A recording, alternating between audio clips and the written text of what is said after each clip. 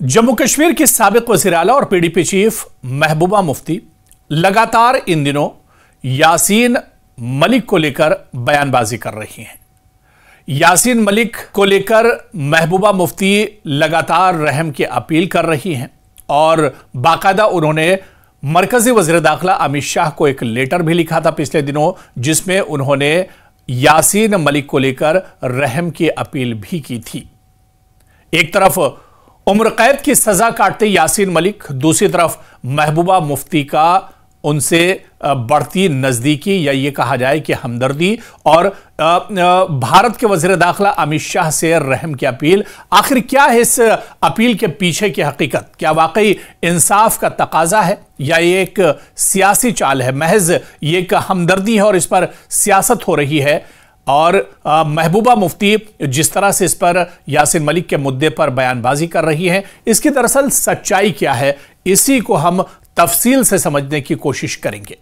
Yasin Malik Jammu Kashmir liberation front यानी JKLF का सरबराह है और एक वक्त में बंदूक थामे आजादी का नारा लगाने वाले बाद में पुरअमन सियासत के दावेदार बने। लेकिन हिंदुस्तान की नेशनल इन्वेस्टिगेशन एजेंसी यानी NIA के मुताबिक यासीन मलिक दहशतगर्दी के फंडिंग, अलहदगी पसंदी और पाकिस्तान से ताल्लुक रखने वाले गिरोहों के साथ रवाबित में मुलविस पाया गया और इसी बुनियाद पर साल 2022 में दिल्ली की अदालत ने उन्हें उम्र कैद की सजा सुनाई। हालांकि NIA ने यासीन मलिक के लिए सजाए मौत की अपील की थी, सजाए मौत की मांग की थी, लेकिन दिल्ली की अदालत ने यासीन मलिक को उम्र कैद की सजा सुनाई है। और इस बीच महबूबा मुफ्ती ने आप देखिए कि हाल ही में यासीन मलिक के हक में एक बाकायदा आर्टिकल लिखा है, बाकायदा एक मजमून लिखा है, जिसमें उन्होंने अफजल गुरु का भी हवाला दिया है। अफजल गुरु जो कि पार्लियामेंट पर हमले का कसूरवार है और अफजल गुरु गुनहगार है और उसे फांसी दी गई थी। महबूबा मुफ्ती का कहना है कि जैसे अफजल गुरु के केस में इंसाफ के तकाजे पूरे नहीं किए गए, वैसे ही यासीन मलिक को भी सियासत का शिकार बनाया जा रहा है। महबूबा मुफ्ती ने अमित शाह से रहम की अपील करते हुए जो लेटर महबूबा मुफ्ती ने हालिया दिनों मरकजी वज़ीर दाखिला अमित शाह को लिखा था और इसमें उन्होंने लिखा था कि यासीन मलिक को फांसी या मुसलसल कैद के बजाय इंसानी हमदर्दी की बुनियाद पर गौर किया जाए। इनका यह भी कहना है कि यासीन मलिक ने अदालत में खुद अपना दिफा किया है, वकील तक नहीं लिया, जो उनके इंसाफ पर यकीन का एक तरह से सबूत है। आपको बताते चलें कि अफजल गुरु, जिसे साल 2001 के पार्लियामेंट हमले में मुलविस होने पर साल 2013 में फांसी दी गई थी, एक इंतहाई ये मुतनाज़ा केस रहा था। महबूबा मुफ्ती ने लिखा कि जैसे अफजल को कुर्बानी का बकरा बनाया गया, वैसे ही अब यासीन मलिक को बकरा बनाए जाने का खतरा है। यानी यासीन मलिक को एक तरह से सियासी हथकंडे के तौर पर इस्तेमाल किया जा रहा है। ये एक जज्बाती अपील थी और जो महबूबा मुफ्ती ने मरकजी वज़ीर दाखिला अमित शाह के साथ की थी। कश्मीर के हालात को देखते हुए महबूबा मुफ्ती का यह बयान कुछ हलकों में हमदर्दी हासिल कर रहा है, तो कुछ इसे खुली अलहदगी पसंदी की हिमायत भी करार दे रहे हैं। भारतीय हुकूमत का मौक़िफ़ वाज़ेह है कि यासीन मलिक ने दहशतगर्दी की माली मुआवनत की,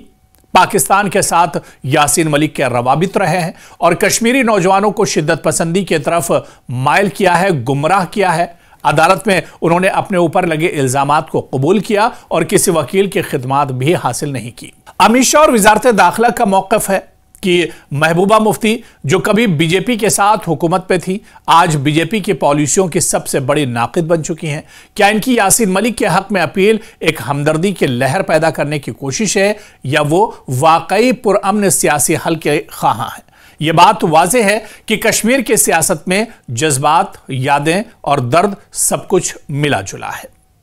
या महबूबा मुफ्ती जज्बाती सियासत के जरिए एक खतरनाक पैगाम दे रही है? यह एक ऐसा सवाल है जिसका जवाब वक्त देगा, लेकिन तब तक यह बहस जरूर जारी रहेगी कि इंसाफ क्या है और सियासत क्या। तो ऐसे में जिस तरह से हालिया दिनों महबूबा मुफ्ती लगातार यासीन मलिक के सपोर्ट में खड़ी हुई नजर आ रही है, यासीन मलिक की सजा कम कराने या यासीन मलिक को रहम की अपील कर रही हैं और मरकजी सरकार से लगातार क्योंकि महबूबा मुफ्ती के हालिया दिनों इस तरह के कई बयानात आ चुके हैं जिसमें उन्होंने यासीन मलिक का जिक्र किया है और उन्होंने कहा कि यासीन मलिक जब अदालत के साथ खड़े हैं, जब सरकार के साथ खड़े हैं, तो और वो जो सच्चाई है उसे एक तरह से सामने रख रहे हैं, तो ऐसे में उनकी सज़ा कम होनी चाहिए उन्हें, क्योंकि हालिया दिनों जिस तरह से एनआईए ने यासीन मलिक की सजाए मौत की मांग की थी, उसके बाद से ही दरअसल ये पूरी बहस छिड़ी हुई है। दिल्ली की एक अदालत ने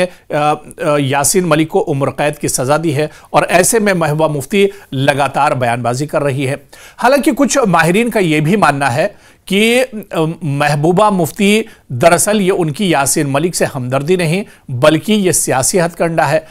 और बीजेपी के साथ सरकार में रहने के बाद जिस तरह से महबूबा मुफ्ती का एक बड़ा सियासी नुकसान जम्मू कश्मीर में हुआ है, अब इसी नुकसान की भरपाई करने के लिए, अपनी खोई हुई सियासी जमीन को बचाने के लिए महबूबा मुफ्ती यासीन मलिक का एक तरह से सहारा ले रही हैं, यासीन मलिक के नाम का सहारा ले रही हैं और यासीन मलिक के नाम पर वो एक तरह से सियासत कर रही हैं। लेकिन हालिया दिनों जो आर्टिकल महबूबा मुफ्ती ने